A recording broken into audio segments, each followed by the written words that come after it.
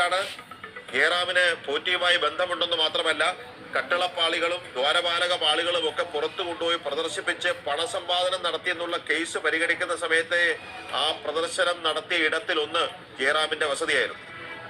തീർച്ചയായും ഈ പോറ്റിയുമായുള്ള സാമ്പത്തിക ഇടപാടുകളിലാണ് ഇഡിയുടെ ഈ പരിശോധന നടക്കുന്നത്. അതുകൊണ്ടാണ് ജയറാമിന്, അതായത് സ്വർണ്ണക്കൊള്ള, ഈ സ്വർണം, ശബരിമലയിലെ സ്വർണം ഉപയോഗിച്ച് പ്രതികൾ ഏതെങ്കിലും തരത്തിൽ സാമ്പത്തിക നേട്ടം ഉണ്ടാക്കിയിട്ടുണ്ടോ എന്നുള്ളതാണ് ഇഡിയുടെ പ്രധാന പരിശോധന. അതിലാണ് ജയറാമിനെ തന്നെ തുടക്കത്തിൽ തന്നെ സമൻസ് അയച്ച് ചോദ്യം ചെയ്യാൻ ഇപ്പോൾ ഇഡി ഒരുങ്ങിയിട്ടുള്ളത്. കഴിഞ്ഞ ദിവസമാണ് ജയറാമിന് സമൻസ് നൽകിയിട്ടുള്ളത്. ഈ ആഴ്ച ചോദ്യം ചെയ്യലുണ്ടാകില്ല, അടുത്ത ആഴ്ചയായിരിക്കും ജയറാം ഹാജരാകേണ്ടത്. അത് ജയറാമിന് കൂടി താല്പര്യമുള്ള ഒരു സിനിമ ഷൂട്ടിംഗ് ഉൾപ്പെടെയുള്ള കാര്യങ്ങൾ പരിഗണിച്ച് അദ്ദേഹത്തോട് ഫോണിൽ ഉദ്യോഗസ്ഥർ ബന്ധപ്പെട്ടിട്ടുണ്ട്. ജയറാമിന്റെ കൂടി സമയം നോക്കി അടുത്ത ആഴ്ച ഒരു ദിവസമായിരിക്കും ചോദ്യം ചെയ്യൽ. എന്തായാലും കഴിഞ്ഞ ദിവസം ജയറാമിനെ സമൻസ് അയച്ചു. നേരത്തെ തന്നെ നമ്മൾ പറഞ്ഞതാണ്, ഈ സ്വർണ്ണക്കൊള്ളയിൽ പ്രതികൾക്ക് അപ്പുറത്തേക്ക് 12 പേർക്കാണ് ഇഡി തുടക്കത്തിൽ സമൻസ് അയച്ചത്. അതിൽ 3 പേർ മാത്രമാണ് ഇതിൽ SITയുടെ പ്രതികളുള്ളത്. ബാക്കി എല്ലാം തന്നെ ഇതുമായി ബന്ധപ്പെട്ട സാമ്പത്തിക ഇടപാടുകൾ നൽകാൻ കഴിയുന്ന പ്രതികളാണ്, അത്തരത്തിലാണ് നടൻ ജയറാമിന് കൂടി ഈ സമൻസ് അയച്ചിട്ടുള്ളത്. നമ്മൾ നേരത്തെ കണ്ടതാണ്, പേജ് സൂചിപ്പിച്ചതുപോലെ ഈ കട്ടിളപ്പാളി ഉണ്ണികൃഷ്ണൻ പോറ്റി അതിന്റെ നിർമ്മാണ വേളയിൽ അത് കട്ടിളപ്പാളിയും വാതിലും പല സ്ഥലത്ത് കൊണ്ടുപോയി അവിടെ വെച്ചെല്ലാം തന്നെ പ്രത്യേക പൂജ എന്ന പേരിൽ പൂജയും പ്രാർത്ഥനകളും ഉൾപ്പെടെ നടത്തുകയും പലരിൽ നിന്നായി പണം ശേഖരിക്കുകയും ചെയ്തിട്ടുണ്ട്. ശബരിമലയിലെ ഇത്തരം വിശേഷപ്പെട്ട വസ്തുക്കൾ വീട്ടിലെത്തിച്ചാൽ ഐശ്വര്യം ഉണ്ടാകും എന്നതടക്കം ധരിപ്പിച്ചുകൊണ്ട് ഇതിൽ വലിയ സാമ്പത്തിക ഇടപാടുകൾ നടക്കുകയും അത്തരത്തിൽ പോറ്റി വലിയ തോതിൽ പോറ്റിയും ഇതുമായി ബന്ധപ്പെട്ട ആളുകളും പണം സമ്പാദിക്കുകയും ചെയ്തിട്ടുണ്ട് എന്ന് നേരത്തെ തന്നെ വ്യക്തമായതാണ്. ജയറാം തുടക്കത്തിൽ SITയുടെ കാര്യങ്ങൾ വന്നപ്പോൾ തന്നെ താൻ ഇതിൽ ഒരു പണവും നൽകിയിട്ടില്ല, പോറ്റിയുമായുള്ള കർണാടകയിലെ പരിചയത്തിന്റെ പേരിൽ മാത്രമാണ്, ചെന്നൈയിലെ പരിചയത്തിന്റെ പേരിൽ മാത്രമാണ് പോറ്റി തന്റെ വീട്ടിലേക്ക് ഇത് കൊണ്ടുവന്നത് എന്നെല്ലാം തന്നെ പറയുകയുണ്ടായി. പക്ഷേ ഇതിൽ സാമ്പത്തിക ഇടപാട് നടന്നിട്ടുണ്ടോ എന്ന കാര്യത്തിൽ ഇഡിക്ക് സംശയമുണ്ട്. ഇതിന്റെ അടിസ്ഥാനത്തിലാണ് കഴിഞ്ഞ ദിവസം നോട്ടീസ് നൽകിയിട്ടുള്ളത്. എന്തായാലും അടുത്ത ആഴ്ചയോട്, ഈ ആഴ്ച ഈ കേസ് അന്വേഷിക്കുന്ന ഉദ്യോഗസ്ഥൻ ചെന്നൈയിലില്ല, അതുകൊണ്ട് കൊച്ചിയിലില്ല. അതുകൊണ്ട് അടുത്ത ആഴ്ചയിൽ ഒരു ദിവസമായിരിക്കും ജയറാമിനോട് കൊച്ചി ഓഫീസിൽ നേരിട്ടെത്താൻ നിർദ്ദേശിച്ചിട്ടുള്ളത്. എന്തായാലും ഈ സമൻസ് ജയറാമിന്റെ വസതിയിലേക്കാണ് കഴിഞ്ഞ ദിവസം കൊച്ചി ഓഫീസിൽ അയച്ചിട്ടുള്ളത്. ഷിജു, ഉണ്ണികൃഷ്ണൻ പോറ്റിയുമായി അടുത്ത ബന്ധമുണ്ടെന്ന് ജയറാം സമ്മതിച്ചിട്ടുള്ളതാണ്. അന്ന് സ്മാർട്ട് ക്രിയേഷൻസിന്റെ തൊട്ടടുത്ത് ഒരു സ്ഥലത്ത് വെച്ച് ഈ ആദ്യത്തെ ശബരിമലയിലേക്കുള്ള പാളികൾ കൊണ്ടുപോകുന്നതിന് മുമ്പ് നടത്തിയ പൂജകളിലാണ് ജയറാം പ്രത്യക്ഷപ്പെടുന്ന ആദ്യത്തെ ചടങ്ങ്. ആ ചടങ്ങിൽ തന്നെ ജയറാം സംസാരിക്കുമ്പോൾ ഉണ്ണി എന്നാണ് വിശേഷിപ്പിക്കുന്നത്. അപ്പൊ അവർ തമ്മിൽ വ്യക്തിപരമായി അടുത്ത ബന്ധമുണ്ടെന്ന് ജയറാം സമ്മതിച്ചിട്ടുണ്ട്. അവിടെ വെച്ച് നടന്ന പൂജ ചടങ്ങിൽ ജയറാം മാത്രമല്ല മറ്റു പല പ്രമുഖരും പങ്കെടുത്തിട്ടുണ്ട്. പക്ഷെ അവിടെ നിന്ന് ശബരിമലയിലേക്ക് കൊണ്ടുപോകുമ്പോൾ ജയറാം തന്നെ പറഞ്ഞത്, ഒരു മാരുതി ഒമിനി വാനിൽ കൊണ്ടുപോകുന്ന വഴി ഒന്ന് വിശ്രമിക്കാൻ വേണ്ടി വീട്ടിൽ കയറിയപ്പോൾ അതിന്റെ ഒരു ഭാഗം വീട്ടിൽ വെച്ച് പൂജിക്കുക എന്ന് കേട്ടപ്പോൾ അതൊരു അയ്യപ്പന്റെ നിയോഗം പോലെ തോന്നി. ഞാൻ വളരെ സന്തോഷത്തോടെ ഭക്തിയോടെ അത് സ്വീകരിച്ചു എന്നുള്ളതാണ്.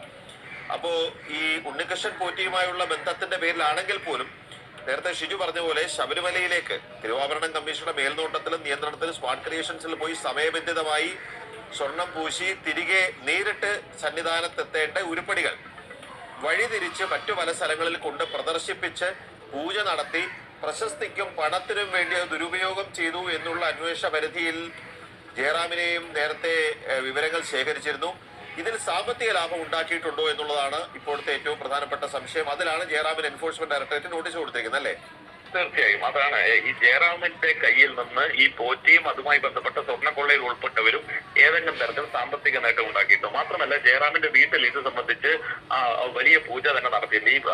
ഈ പാളികൾ, കട്ടിളപ്പാളികൾ നിർമ്മാണം പൂർത്തിയാക്കി വാതിൽ കൊണ്ടുപോകുന്ന വഴിയിൽ ഒരു ഭാഗം അവർ വിശ്രമിക്കാൻ കയറി എന്നതായിരുന്നു ജയറാമിന്റെ തുടക്കത്തിലെ വാദമെങ്കിലും അത് മുഴുവൻ സാധനങ്ങളും വീട്ടിലെത്തിച്ച് അവിടെ വെച്ച് കൃത്യമായ ഒരു പൂജ തന്നെയാണ് നടത്തിയത്. ഏതെങ്കിലും ഒരു വിശ്രമത്തിന് കയറിയതല്ല എന്ന് വ്യക്തമായി കഴിഞ്ഞിട്ടുണ്ട്. അതുകൊണ്ട് അങ്ങനെ ഒരു പൂജ നടത്തിയാൽ ഏതെങ്കിലും തരത്തിൽ അതിലൊരു പണം ഇടപാട് നടന്നിട്ടുണ്ടോ, അതിൽ മറ്റുള്ള ആളുകൾ അവിടെ വെച്ച് ഈ പൂജയിൽ പങ്കാളികളായവരിൽ നിന്ന് ഏതെങ്കിലും തരത്തിൽ സാമ്പത്തിക നേട്ടം ഉണ്ടാക്കിയിട്ടുണ്ടോ, ഇത്തരം കാര്യങ്ങൾ. മാത്രമല്ല ജയറാം അതിന് പിന്നീട് കേരളത്തിലേക്ക് എത്തിച്ച് ഇവിടെ വെച്ച് ഘോഷയാത്രയായി ശബരിമലയിലേക്ക് ഈ കട്ടിളപ്പാളിയും വാതിലും കൊണ്ടുപോകുന്ന ഘട്ടത്തിലും ജയറാമിന്റെ സാന്നിധ്യം ഉണ്ടായിട്ടുണ്ട്. അതുകൊണ്ട് അവിടുത്തെ ഒരു ചടങ്ങിലും ജയറാം പങ്കെടുത്തിട്ടുണ്ട്.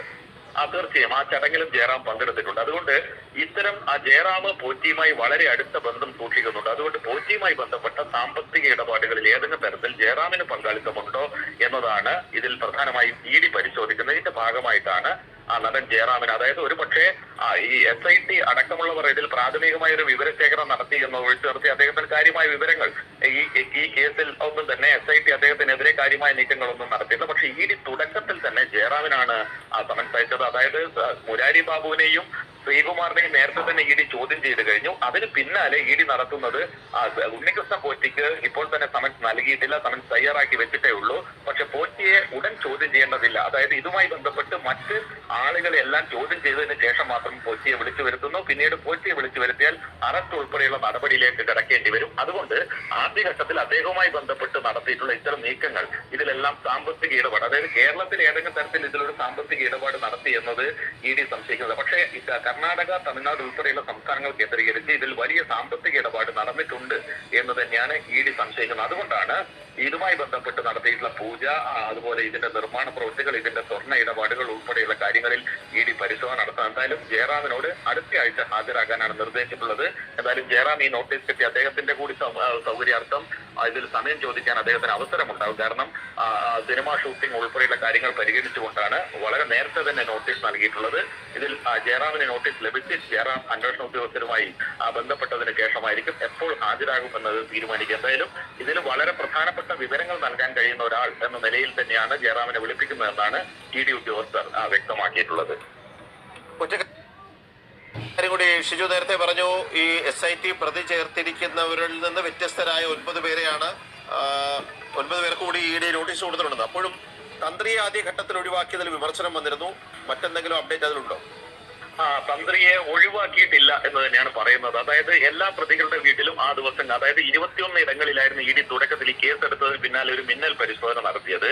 അന്ന് തന്ത്രിയുടെ വീട്ടിൽ പരിശോധന നടത്തിയിട്ടില്ല. പക്ഷേ ഇതുമായി ബന്ധപ്പെട്ട് മറ്റ് കുറച്ച് ആളുകളുടെ അധികമായ വീടുകളിൽ പരിശോധന നടത്തുകയും തന്ത്രിയുടെ സാമ്പത്തിക ഇടപാടുകൾ ഇപ്പോൾ ED പരിശോധിക്കുകയും ചെയ്യുന്നുണ്ട്. അതായത് നേരത്തെ പുറത്തു വന്നിട്ടുള്ള വിവാദങ്ങളുടെ പശ്ചാത്തലത്തിൽ തന്ത്രിയുമായി ബന്ധപ്പെട്ടിട്ടുള്ള സാമ്പത്തിക ഇടപാടുകൾ, ഫിനാൻസ് ഉൾപ്പെടെ അതിന്റെ ഭാഗമായിട്ടാണ് കഴിഞ്ഞ ദിവസം ഈ നെടുമ്പറമ്പിൽ ഫിനാൻസിൽ നടത്തിയ പരിശോധനയിൽ തന്ത്രിക്ക് അവിടെ ഏതെങ്കിലും തരത്തിൽ അനധികൃതമായ അല്ലെങ്കിൽ ബിനാമി സ്വത്തുക്കൾ ഉണ്ടോ എന്നത് അറിയുന്നതിന് വേണ്ടി തന്നെയാണ് ആ കാര്യങ്ങൾ അന്ന് നെടുമ്പറമ്പിൽ ഫിനാൻസിന്റെ ഉടമയോട് ഈ കാര്യങ്ങൾ ED ചോദിച്ച് മനസ്സിലാക്കിയിട്ടുണ്ട്. അതിന്റെ രേഖകളുടെ വിശദാംശങ്ങളും ED തേടുകയും അത് അവിടെ നിന്ന് ചില രേഖകൾ കിട്ടുകയും ചെയ്തിട്ടുണ്ടെന്നാണ് നമുക്ക് മനസ്സിലാക്കാൻ കഴിയുന്നത്. അതുകൊണ്ട് ഇത്തരം തന്ത്രി നടത്തിയിട്ടുള്ള ഏതെങ്കിലും സ്ഥാപനങ്ങൾ, വിവിധ സ്ഥാപനങ്ങൾ, അതുപോലെ അദ്ദേഹത്തിന്റെ സ്വത്തുക്കൾ, മറ്റ് ആക്ടിവുകൾ ഉൾപ്പെടെയുള്ള കാര്യങ്ങളെ കുറിച്ച് ഇപ്പോൾ തന്നെ ED ഒരു വിവരശേഖരണം നടത്തിക്കൊണ്ടിരിക്കുകയാണ്. അതിനുശേഷം തന്ത്രി ഉൾപ്പെടെയുള്ള ആളുകൾ, ഇപ്പോൾ തന്ത്രി റിമാൻഡിലാണ് എന്നുള്ളത് കൊണ്ട് തന്ത്രിക്ക് സമൻസ് നേരിട്ട് നൽകാൻ കഴിയില്ല. അതിനു മുമ്പ്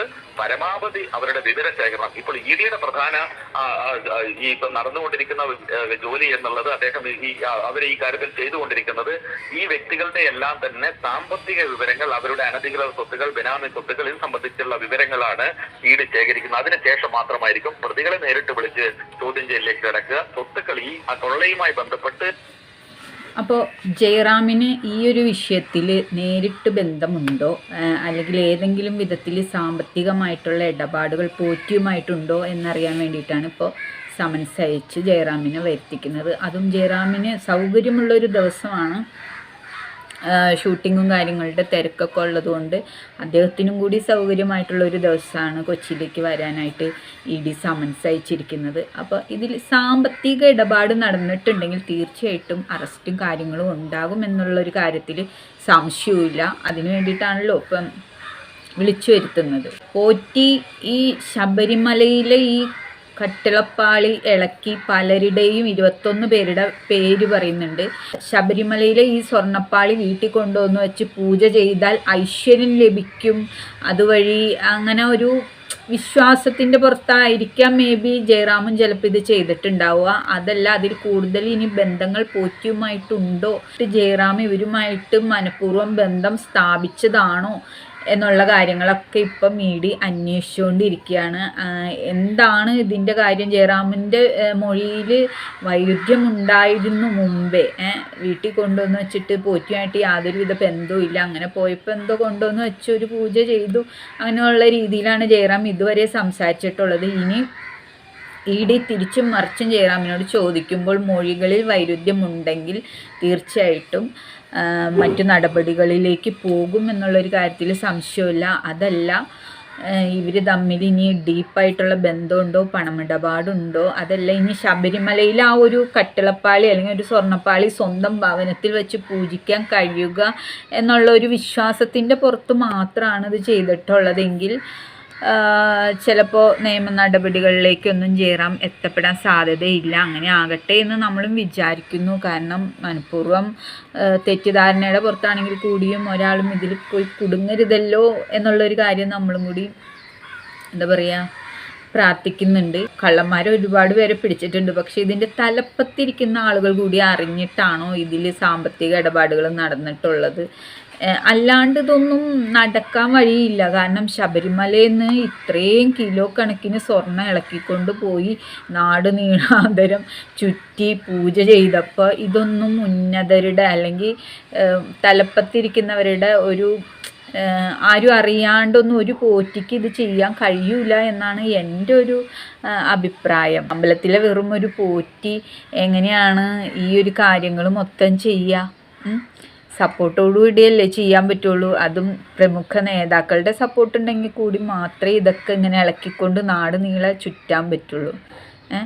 അപ്പം ഇത് കൊണ്ടുവന്ന് ഇതിൻ്റെ മെയിൻ ഘടകം എന്താണെന്ന് വെച്ച് കഴിഞ്ഞാൽ ഈ ശബരിമലയിലെ ഈ ഒരു സ്വർണ്ണമാണ് വീട്ടിൽ കൊണ്ടുവന്ന് വെച്ച് കഴിഞ്ഞാൽ അങ്ങനെ ഒരുപാട് പ്രമുഖരുടെ വീടുകളിൽ ഈ സാധനം എത്തിയിട്ടുണ്ടാവാം മേ ബി. അപ്പം ശബരിമലയിലെ അയ്യപ്പൻ്റെ സന്നിധാനത്ത് നിന്ന് അയ്യപ്പൻ്റെ ശ്രീകോവിലിൽ നിന്ന് കൊണ്ടുവരുന്ന സാധനമല്ലേ. അപ്പം അത് സ്വന്തം വീട്ടിലൊന്ന് കയറ്റാൻ വേണ്ടി മത്സരിക്കും. അങ്ങനെ ആവാൻ ജയറാമും ഈ ഒരു കാര്യത്തിൽ വീണു പോയിട്ടുണ്ടാകുക എന്ന് നമ്മൾ വിശ്വസിക്കുന്നു. ഇനി ഇതിലിപ്പോൾ അന്വേഷണത്തിൽ അറിയാം ഇതിൽ കൂടുതൽ എന്തെങ്കിലും നടന്നിട്ടുണ്ടെങ്കിൽ തീർച്ചയായിട്ടും ജയറാമിനെ ഇത് ബാധിക്കും എന്നുള്ളൊരു കാര്യത്തിൽ യാതൊരുവിധ സംശയവും ഇല്ല.